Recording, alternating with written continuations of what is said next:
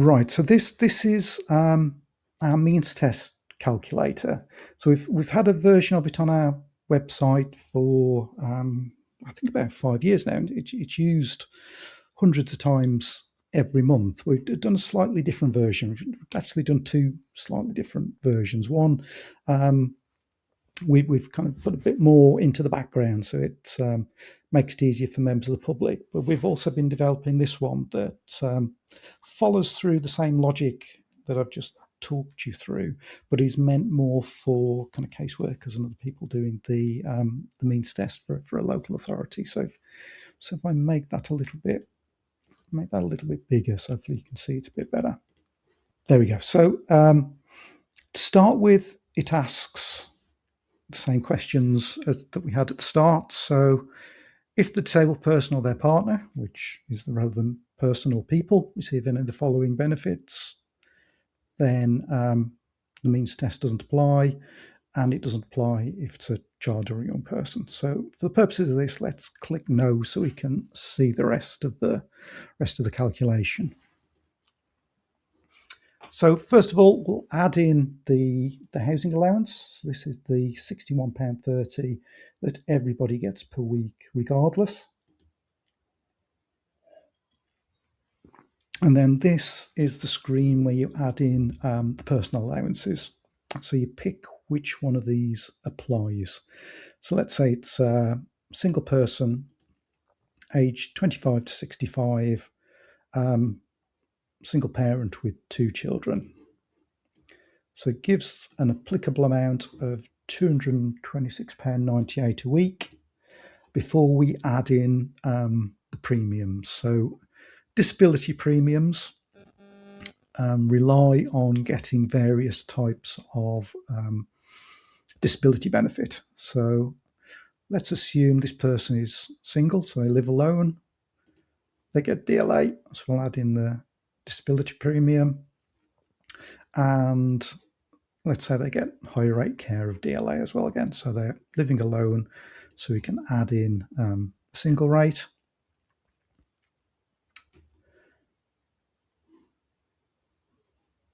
So also if they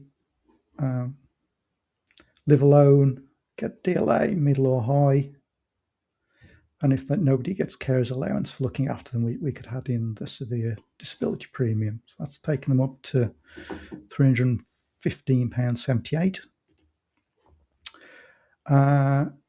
So you add in disabled child or young person premium if there's any young people in the household receiving DLA. Let's kind of assume there isn't. We'll assume the relevant person isn't getting carers allowance, but we can add in the family premium as there's children in the house, not a child under 1. So this is where we can then add in their income. So let's say they get £300 per week and maybe make £15 pension contribution. Can add in another salary there if there was. Disabled is disabled person, lone parent. Lone parent one is slightly higher than disabled person one, so we'll keep the lone parent one. And so let's say they're working 16 hours or more, so it takes their income slightly down. And what we're developing here is that you could add files, evidence. If you're using this on your phone, you could click on it and it would kind of take a photo of the evidence that you could take back to the office. Probably not any pensions for this one, but I can't remember the exact figures for child benefit, but let's say it's kind of £50 a week, and maybe they get £50 a week from something else. So that all adds in. So I've got an applicable amount of £332.53. So far their income is £387. Maybe their Somebody mentioned earlier, didn't they, having £10,000 in an ISA? So let's pop that in there. Actually, not a person over 60. So you can see £10,000. You ignore the first 6,000. So it looks at how much kind of interest or income you would get based on £4,000, and it adds in £16 a week to your total income. So then the final thing to do is kind of it takes away applicable amount from the total income, gives you an excess income of £71.07, and then you just choose whether it's an owner occupier or a tenant. So if it's a tenant, gives you a contribution of 1,040. If it was an owner occupier, it'd be £1,775.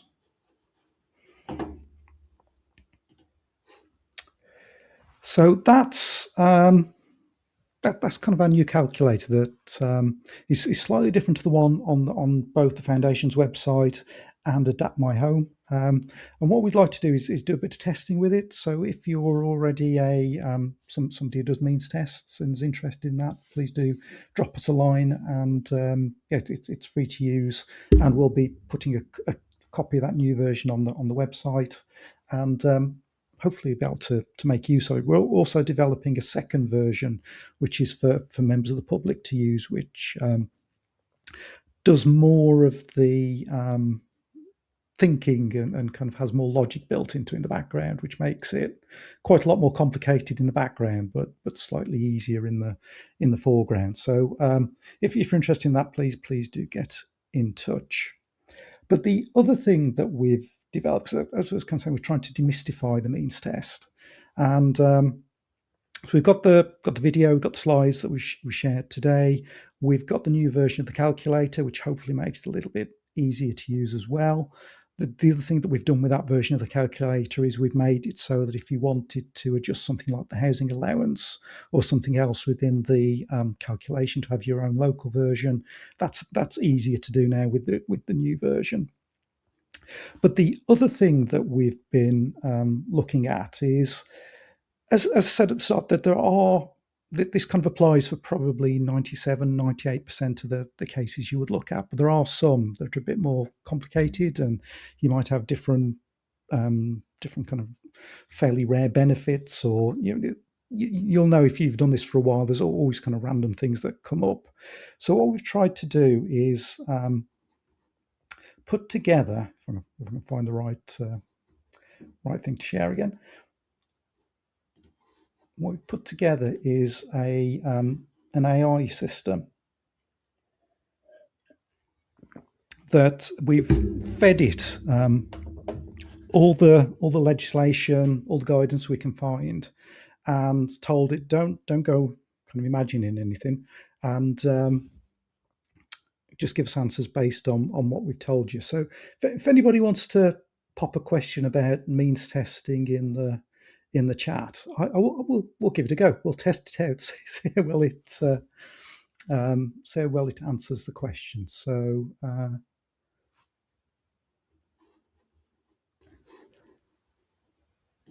have a look at this one. What about a savings bond that has a life policy? And I haven't tried this one before, so we'll see.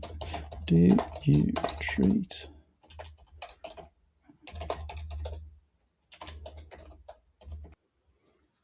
So these are some of the things that we want to test out with it. And as anybody who knows that's used a bit of AI, sometimes it can be a little bit interesting in terms of some of the stuff it comes up with. But the idea with this one, it doesn't go out to the internet to try anything. It just So Danielle asking, is it acceptable to our service users to contact their local council so being acceptable for a DFG prior to an OT?